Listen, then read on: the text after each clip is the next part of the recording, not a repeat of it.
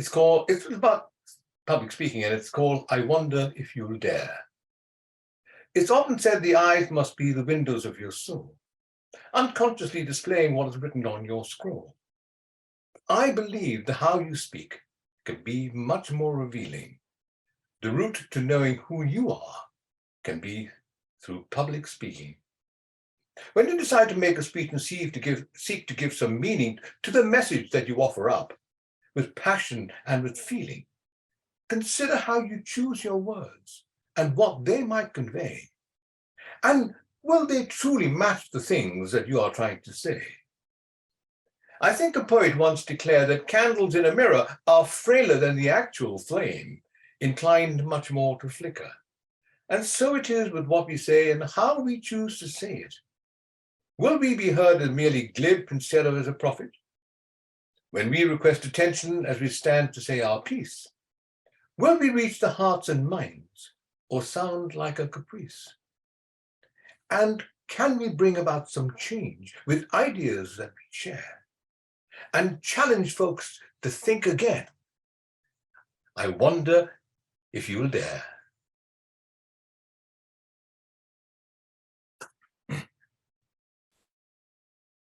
Let's now talk about where we are with Toastmasters. We're all in the communications business, but sometimes we can get it wrong. And that may be one of the reasons why Toastmasters has remained such a well-kept secret for so long. Now it's no secret that our numbers are down. Not just a little, but actually quite a lot. And I'm sure all of you would like to reverse that trend. So let's see what we can do about it to make Toastmasters an attractive proposition and create quality clubs that are worth joining. That should be our purpose. But let me start with a fable. I'm sure you've all heard of Aesop's fables, simple, short stories with a message. Here's a little fable. Once there was a young rabbit who was lively, full of energy and ideas, but he lacked discipline. So a wise old turtle told him, come and join my weekly group and you'll soon learn how to go about things. So the rabbit went along to a meeting, but he found it slow and ponderous, and when he made a mistake, the turtle told him off, so he decided not to go back again. And he was complaining about this to his friend, the monkey. And the monkey said, well, come and join my group instead, we're far more lively. So the rabbit went to a monkey meeting, but they expected him to climb a tree and swing from the branches. And he said, I can't do those things. So he left. And then he met a hare. Now the hares are very like rabbits, but they're smarter. And the hare said to the rabbit, come and join my group. We run about and jump and dig holes and have a lot of fun. And we can teach you how to protect yourself from predators. At last, the rabbit found himself among folks who were like him, who taught him some new and useful skills and made him feel good about himself. So the moral of the story is find and stick with a group that makes you feel you belong. Now, how is that fable relevant to Toastmasters? The sense of belonging is one of the main reasons why people join Toastmasters. And it's a reason that's often overlooked. But you know how it is. Someone comes along to Toastmasters for the very first time, not really knowing what to expect. They find they like the people there. They get a good feeling about the meeting and about the club. They feel they'll be comfortable there among like-minded people, so they decide to join. Think back to when you first joined Toastmasters. Wasn't it a bit like that? But of course, there's the other reason as well. The reason that brought them along in the first place. They had a purpose. Perhaps they had a speech or presentation coming up. Or maybe they wanted to improve their skills of getting their point across. Or perhaps they wanted to improve their self-confidence. The two main reasons for joining Toastmasters are having a purpose and feeling that they belong. So ask yourself this. How well are you addressing those two questions? Your answer will tell you how successful your club is going to be. Does your club have an established process to help the members achieve their objectives? That's where it starts. that should be your club's main purpose, to help members achieve their goal. Okay, so I talked about having a sense of belonging and the need to meet members' purposes. I'll come back to that in a moment, but first let me ask you this. What makes you a Toastmaster? Is there some overriding set of values? Is there some way of behaving? Is there something about the way you express yourself that marks you as a Toastmaster? This could have a bearing on how we are perceived by prospective new members. And that came home to me when I recalled a couple of experiences from my own past. Let me tell you. I went to a boarding school in the Himalayas, and the school was located at the northern end of Darjeeling, and so it was known as North Point, and we were known as North Pointers. The alumni from my school regularly get together in interesting places to reinforce that connection with North Point.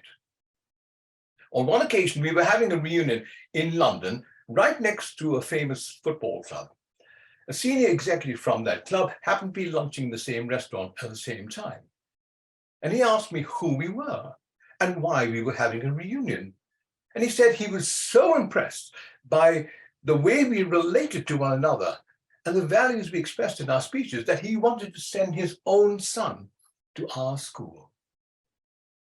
It reminded me of an occasion once on one of our days off when I was at school. A bunch of us were having lunch in the local Chinese restaurant.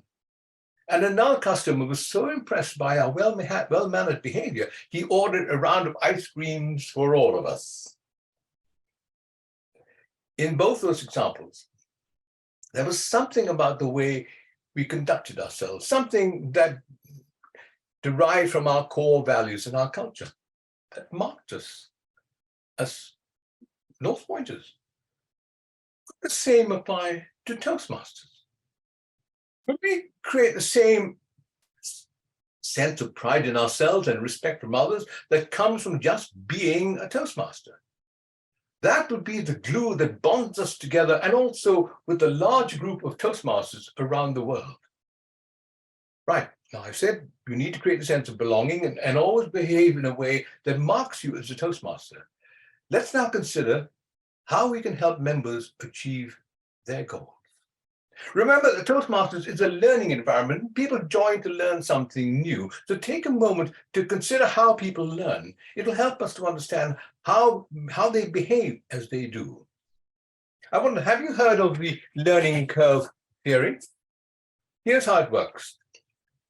This is the diminishing returns curve, where you learn quickly and then your learning tails off and then begins to plateau. This applies to repetitive jobs like delivering the mail or working on a production line in a factory.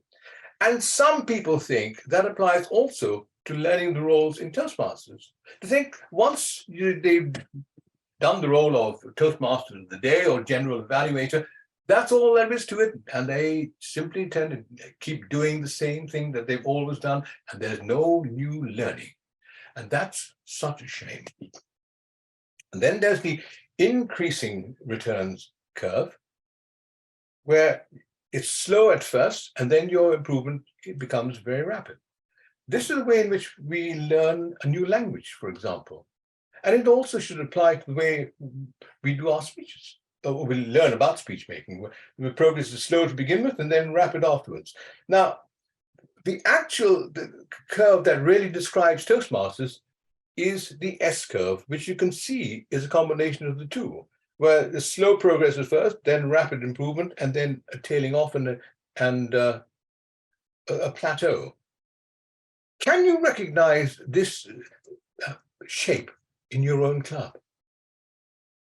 This actually describes many well-established Toastmasters, and that is why they simply turn up and do the bare minimum. There is no new learning. So we have to provide a new challenge to take them back to the beginning of the curve. And that's where Pathways comes in. Pathways is much misunderstood. A common criticism about Pathways is having to do the icebreaker at the start of every path. People say, I've done an icebreaker already, why do I need to do it again? Here's why. Every time you do an icebreaker, you have to look within yourself and decide what aspect of your personality or your past you want to share with your colleagues. That's a creative process, and it can apply to every Pathways project. It gives you the opportunity to be creative. And remember this, when you think you've achieved your purpose, you slack it off. You lose the benefit of the lift you get from learning something new, and you become less good at everything you do because you lose your sense of purpose.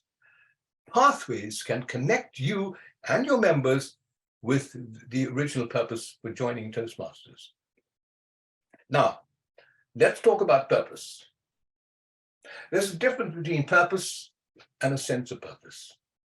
Purpose is an objective, an intention, something to aim at. But a sense of purpose is being forward-looking, about having a compelling reason to be as you are, to do whatever you're doing. Having a sense of purpose carries many benefits. It informs our very existence in important ways that may have an impact on our physical and mental well-being. Cornell research has found that purposeful people live longer. They cope better with stress, and they're less influenced by what others think of them. And that's not all.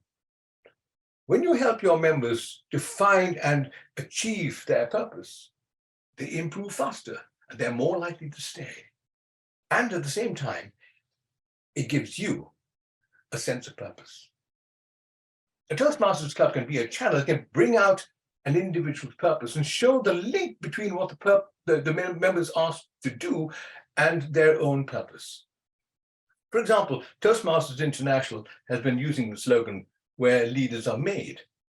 But the club needs to show how its activities actually contribute to that process.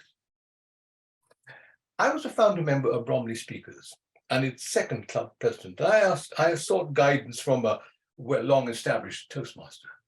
And this is what he told me. He said, one of the most powerful needs of club members is to feel that someone cares about them. If they're just left to their own devices, they can feel ignored. If you want your members to stay, show them that you care. Take an interest in their progress. Help them to overcome their weaknesses. Celebrate their achievements. Whatever you decide to do as a club, ask yourself this: how does it help the members' purpose? Research has shown that individuals are 5.5 times more likely to feel that they are fulfilling their purpose if they feel that whatever they achieve matters to the club. If they complete a path, for example, does anyone care? Yes, it's good to create a sense of belonging and to encourage members to make pathway speeches and take on roles, but never lose sight of the members' original purpose. And keep checking that they're on track. Your purpose should be to create in them a sense of purpose. Now, let me offer you a completely different thought. Should a club consider itself a cozy little niche that is separate from the outside world? Something that exists only in its regular meetings? Absolutely not. Why do we help members develop as leaders or speakers or as increasingly confident individuals? In order that they can make a difference in the outside world. So the starting point should be to consider what that difference should be. What change can we bring about to enable our members to make a bigger and better contribution in the outside world? Can you imbue them with some characteristic or set of values that marks them as Toastmasters? It could be part of your marketing. How effective is the marketing that you do? It starts at club level. The club is where the Toastmasters experience is delivered. How good is that experience in your own club and in the other clubs that you visit? If you want to reverse the downward trend, you need to think in marketing terms. How good is the product that you offer? Your product is your club and the Toastmasters experience that you offer. Remember, people want to belong to a successful club. They want to know that you care about them. They want to believe that your club is worth promoting. What can you do to turn your club into a worthwhile product? How can you create a quality club that's worth joining? The COT session later today may dwell on the moments of truth, but let me summarize where I think you should concentrate. Create a quality club that provides a sense of belonging, inspires a sense of purpose, and has a culture of success. What I mean by that is celebrate every achievement, every success won by individual members of the club and by the club itself. Never take a success for granted. Turn up in numbers when one of your members competes in a speech contest at area, division, district level. Their success is your success.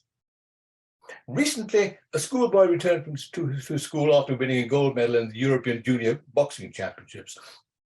Every member of the school was there to applaud his success. They lined the steps up to the school's front door, along the corridors, down the steps into the packed assembly hall, everyone applauding, and there at the end was the headmaster waiting to shake his hand. They believed his success was their success. The key factor in creating a quality club is your sense of purpose. Your club does not exist on its own. You are the club. And whatever you do in the club and in the name of the club will determine whether you have a quality club or not. In conclusion, I considered presenting you with a 10-point plan, but instead I'm going to offer you just one suggestion, and it's this: think differently. If you think differently, you will do differently.